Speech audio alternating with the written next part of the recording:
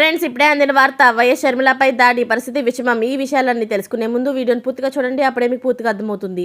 అదేవిధంగా చాలామంది సబ్స్క్రైబ్ చేసుకోకుండా వీడియోని చూస్తున్నారు. దయచేసి సబ్స్క్రైబ్ చేసుకోండి. సబ్స్క్రైబ్ చేసుకోవడం వల్ల నేను చేసే ప్రతి వీడియో అప్డేట్ మీకు ముందుగానే నోటిఫికేషన్ రూపంలో వస్తుంది. అదేవిధంగా లైక్ చేయడం మర్చిపోతున్నారు. దయచేసి లైక్ చేయండి. లైక్ చేయడం వల్ల ఇటువంటి ఇంపార్టెంట్ ఇన్ఫర్మేషన్ చాలామందికి రీచ్ చేసిన వాళ్ళు అవుతాం.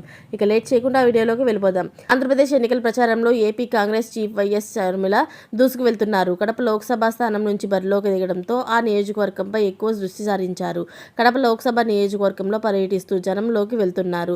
అధికార వైసీపీ నేతలకు షర్మిల పర్యటన కంటగింపుగా మారింది. షర్మిల శుక్రవారం నాడు లింగాల మండలానికి రాగానే అడ్డుకునే ప్రయత్నం చేశారు.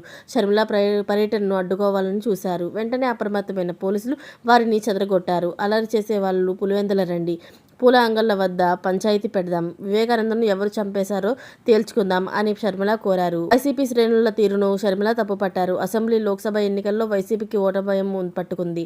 కడప లోక్సభ స్థానం నుంచి బరిలోకి దిగిన అవినాష్ రెడ్డికి ఓటమి భయం ఉంది. తన పర్యటనకు అడ్డుపడుతున్నారన్నారు.